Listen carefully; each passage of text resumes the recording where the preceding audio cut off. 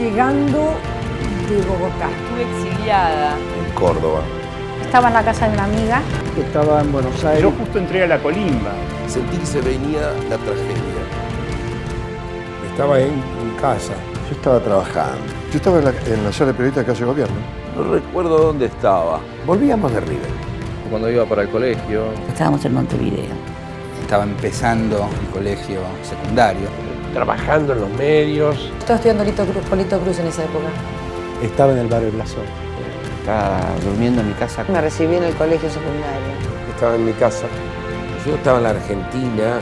Estaba en Buenos Aires. Yo me acuerdo haber ido al colegio ese día y que hasta los profesores festejaban. Yo nací este año.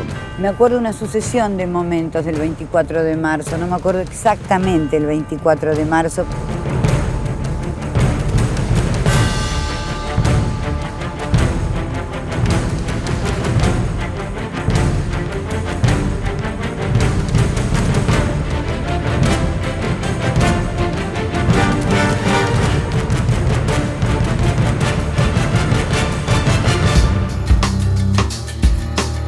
A más de 30 años del golpe militar de 1976, ningún esfuerzo sobra o es innecesario a la hora de recuperar la memoria de esos años negros. Hoy queremos abordar este tema, pero desde un costado distinto, porque le vamos a preguntar a nuestros entrevistados, personalidades destacadas del mundo del arte, de la cultura, del espectáculo, la ciencia y el deporte, dónde estaban ese 24 de marzo de 1976. Ellos, personas muy conocidas y queridas por todos ustedes, nos van a relatar cómo vivieron esos años.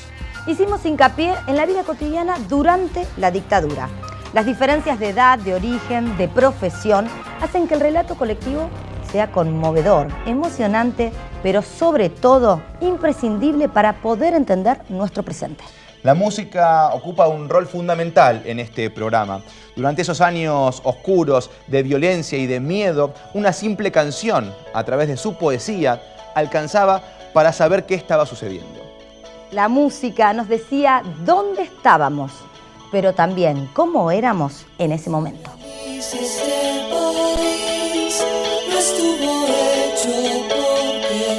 En los colegios, por lo menos en nuestro, Saavedra, en el patio, en las galerías, estaba lleno de soldados, con ametralladoras, con FAL, como que habían tomado la ciudad, ¿no? El país, el gobierno. Yo tenía un amigo mío, Rubén Bouzas, que lo mataron. Y era un pibe que tocaba el bombo con la cara del Che Guevara en la puerta del colegio. Alguien que no aparecía en una clase, alguien que no aparecía al día siguiente, nadie se pasaba las direcciones, nadie se pasaba los teléfonos, es decir, fue tremendo. No hablar con nadie. Con los taxistas, ¿viste? Uno habla con los taxistas. Bueno, no porque podía ser uno del servicio. Me llevaban preso todas las semanas, pero porque tenía el pelo largo y tocaba la guitarra. Se llevaron a un muchacho gremialista de mi barrio, creo que era de Mercedes-Benz. Me pusieron en el piso del Falcon y me apoyaban el caño de la Itaca.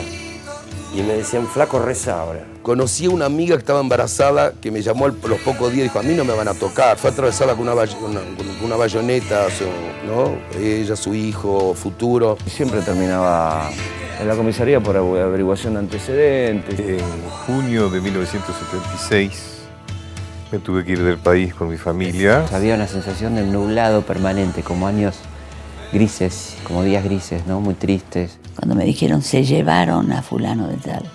¿Qué quiere decir se llevaron?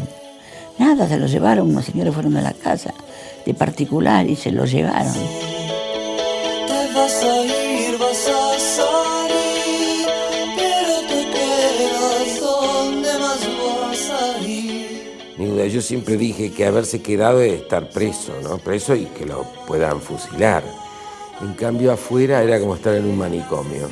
Las dos son de enorme imposibilidad de buscar alguna alegría, ¿no? Se acabó ese juego que te hacía feliz. No.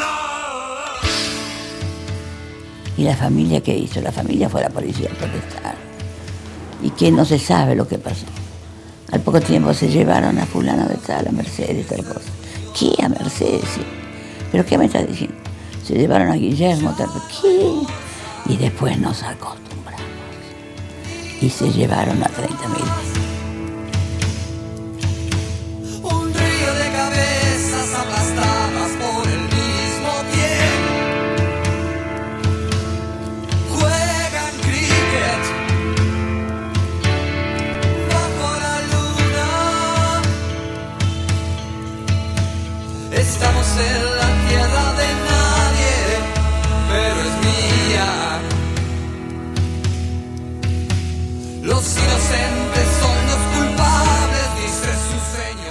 partir de ahí empecé a ver las madres de Plaza de Mayo después, y de pararme y ver qué les pasa a estas mujeres. No cuentes que hay detrás de aquel espejo, no tendrás poder, ni abogados, ni testigos. De sentir en el cuerpo, en el corazón, en la piel, la caminata de estas mujeres, de estas madres por la plaza. Y era una energía negra, una energía oscura, no por parte de ellas, sino que lo que estaba pasando era oscuro. Estamos en la tierra de todos, en la vida, sobre el pasado y sobre el futuro, ruinas sobre ruinas, querida Alicia. Siempre tuve la sensación cuando llegaba sola a mi casa que si mañana tenía que interpretar lo que era un tiro en la cabeza o el miedo a recibir un tiro en la cabeza, lo iba a saber hacer muy bien, porque bajaba sola a abrir el garage y siempre era estar mirando para todos lados. Recuerdo que mi abuelo, después de cenar, permaneció en silencio, se lo veía muy apesadumbrado. Y yo pude ver desde el balcón cómo el tipo cruzaba todos los libros a un baldío que estaba enfrente y los quemó. Claro, era una literatura peligrosa para la época. Momentos de humillación, de no poder decir lo que uno cree, el miedo que siempre está, que gracias a Dios se va perdiendo, pero que bueno, que cuando uno habla del miedo aparece ese momento, ¿no? Vas a salir, pero te quedas donde más vas a ir.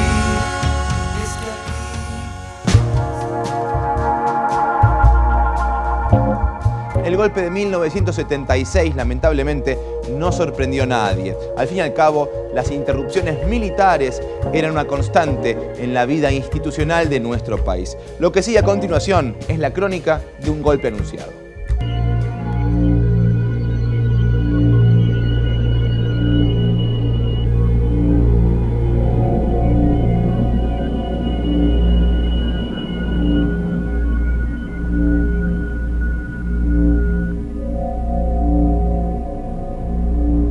Yo me acuerdo de Isabelita como una imagen que me causaba mucha gracia.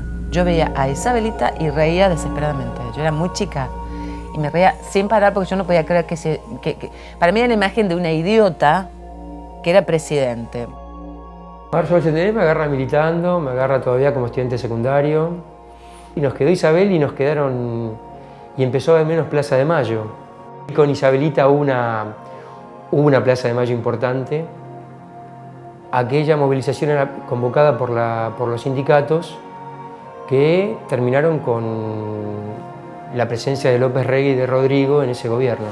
La ruptura de la burocracia sindical con el gobierno de Isabel dejaba al gobierno de Isabel totalmente expuesto y debilitado y debía ser reemplazado para hacer lo que ya el gobierno de Isabel venía haciendo a través de la AAA, ¿no? Ya en el 75 me iban a visitar madres, familiares, jóvenes, ancianos. Entonces toda esa gente estaba preocupadísima. Era tanta la impunidad del terrorismo de Estado que había en ese momento que siento que pasamos de un terrorismo de Estado democrático a un terrorismo de Estado militar. Lo que pasa es que es tan fuerte esa imagen nuestra, ¿no? Donde salía Isabelita y Isabelita en el balcón y la voz de ella y por Helio y se me mezclan las imágenes de todo lo que hemos visto en la televisión y lo que hemos leído y de los libros y de todo el horror. Sí, lo recuerdo como un espanto, ¿no? Pero igualmente yo sigo teniendo la teoría de que el espanto empezó mucho antes del golpe militar, ¿eh? Me acuerdo que hubo un baile, como una fiesta, y nadie tenía el menor sentido del humor porque sabía lo que se venía, ¿no? Amigos que ya sabía que nos estamos despidiendo de la vida, porque muchos de ellos no los vi más, ¿no? Sí, o sea que sabíamos que entrábamos en el genocidio. Me acuerdo de una sucesión de momentos del 24 de marzo, no me acuerdo exactamente el 24 de marzo porque ya veníamos con algunos familiares dando vueltas por las quintas. Estaba durmiendo en mi casa en la casa de mis padres, digamos, con un compañero, escuchando la radio, esperando el momento, ¿no? Recuerdo que ya empezó a sonar en todos lados las marchitas y los informes y los comunicados, claro. Comunicado número 1 de la Junta de Comandantes Generales. Venía una noche de tangos y los tangos fueron reemplazados por la marcha Avenida de las Camelias, la clásica marcha de los golpes, el comunicado número 1. Comunica a la población que a partir de la fecha el país se encuentra bajo el control operacional de la Junta Militar. Se recomienda a todos los habitantes el estricto acatamiento a las disposiciones y directivas que emanen de autoridad militar, de seguridad o policial, así como extremar el cuidado de evitar acciones y actitudes individuales o de grupo que puedan exigir la intervención drástica del personal en operaciones. Firmado Jorge Rafael Videla, Teniente General, Comandante General del Ejército. Y ahora llegó el momento de escuchar a nuestros entrevistados que nos cuentan cómo hubo mucha gente que vivió la llegada del golpe militar con alivio y hasta con esperanza. Algo terrible pero real. El gobierno de Isabel, la violencia, la crisis económica, todo esto tuvo mucho que ver con lo que relataba recién Nara. Hubo quienes pensaron que los militares venían a traer paz y soluciones, pero aún los que esperaban lo peor no se imaginaban la magnitud del horror que se avecinaba. Con una barra de atorrantes actores, nos sentamos en la vila a tomar un café. Y estando sentados ahí, empezamos a divertirnos escuchando a 4 mujeres de una mesa de al lado. En eso, ahí viene el negro, dijo una, y cruzan la calle Alvear. Eran 4 o 5, pero tengo claro al primero, que cruzó así, sonriente toda la calle Alvear, haciendo la B de la victoria. Lo que venía a anunciar era el golpe. Siempre tuve la sensación de que mis viejos vivían en una burbuja, ¿no? O por lo menos me hicieron vivir una burbuja a mí. Yo no me enteré de nada, me levanté a la mañana temprano para ir al cole. Al secundario, yo estuve en Quilmes, esto fue en Quilmes. Y me tomé el 324, llegué al colegio, nunca supe nada, o sea, todo fue normal. ¿Me explico? Tomé el colectivo y me fui, todo fue normal. Y no hubo clases. Nos mandaron de vuelta para casa, fue un martes. Y no hubo clases hasta el lunes siguiente. Pasaron 30 años, me acuerdo vagamente, yo tengo 46. Estaba en casa, me acuerdo que yo en ese momento, lejos de todo lo que tenía que ver con la política, metido, corriendo detrás de una pelota y metido siempre en el deporte, pero yo vivía muy cerca de Campo de Mayo.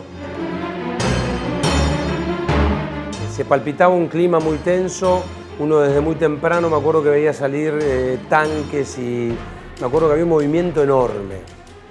Y después, bueno, posteriormente me enteré que había sido un golpe y que, bueno, con todo lo que eso después trajo.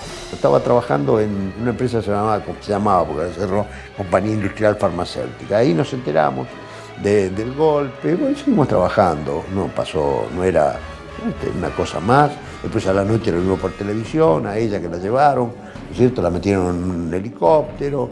Pasó sin pena ni gloria, todos los golpes eran un poco eso. Yo estaba en la sala de periodistas de Casa de Gobierno. Sala de periodistas de la Casa de Gobierno. Y me iba a ir a las 6 de la tarde y uno de los famosos periodistas que ya están ahí me dice, ¿ya te vas? Sí. ¿No te quedás a ver cómo se la llevan a la Perona? Que después va a ser un día histórico. Como si anunciaran la llegada de Luis Miguel o de los Rolling Stones. Me quedé y lo vi. Y la plaza estaba vacía, salvo 20 honrosas mujeres comandadas con una mujer con la que tenía grandes disensos, Norma Kennedy, 20 ahí que puteaban. Sentía que era un golpe militar más, que tampoco cambiaba nada de lo que venía ocurriendo. Ya estábamos en plena época de la AAA, ¿no es cierto? Había muertos en la calle, había asesinatos en la calle, y los militares no iban a poner más orden ni nada por el estilo, sino que era más de lo mismo, de lo que estaba ocurriendo. Lo único que era eso, faltaba muy poco para las elecciones, tendríamos que haber hecho elecciones, y bueno. Nosotros sentíamos, comunicado número 1, sabíamos que el golpe se iba a realizar en cualquier momento, ¿no? estábamos tratando de ver un poco qué hacer, porque enseguida se nos inundó de gente desesperada de lo que podía pasar. Y lo que tratamos era de ayudarla. Del 24 de marzo del 76 yo tengo un recuerdo horrible por lo que pasó en ese momento. Y lo voy a decir. En ese momento la gente estaba contenta. Yo me acuerdo de eso. La sensación que recuerdo en ese momento es que la gente no estaba ni a favor ni en contra tampoco. En su gran mayoría. Había como una expectativa. Yo me acuerdo haber ido al colegio ese día y que hasta los profesores festejaban. Por supuesto que hoy nadie admitiría que apoyó el golpe de Estado. Pero sin embargo yo puedo recordar perfectamente la pasividad de la gente, cuando no la adhesión de la gente al golpe. Recuerdo la charla y las cenas a la noche en mi casa en las que se decía qué bueno que pasó esto. No es una novedad lo que estoy diciendo porque basta con recorrer los medios de la época, las revistas de la época, que si los vas a ver, todos estaban felices de que pasara eso. Ahora sí, qué suerte que tenemos un presidente como la gente, decían, del monstruo de Videla, por ejemplo, ¿no? Los autores del golpe se adueñaron de la República. En el transcurso de esos años, los argentinos comprenderíamos de manera dolorosa que las dictaduras no son la solución para los problemas de la democracia. Ahora preste atención porque es el turno, el momento, donde la Hiena Barrios, el boxeador que nació en el mismo año del golpe, nos cuenta un recuerdo que trae desde su infancia, terrible, nefasto, que demuestra cómo se vivía en aquellos años. Yo nací con una desviación de cadera. Entonces mi papá también se dedica al boxeo y todas esas cosas y un hombre armó un festival y le dio toda la plata. Le dijo, tomá, esto es para que vos le compres al pibe tuyo, lo va a parar. Cerraron en el club ahí en San Fernando, cerraron todo el club y vino la racia. Entonces le pusieron todo contra el auto, qué sé yo, y le manotearon la plata del bolsillo. Y mi papá le dijo, no, pará que es para el pibe mío, dice que lo tengo que operar, que está jodido. Y el tipo le dijo, no, y te callás la boca, dice, porque te voy a llevar adentro.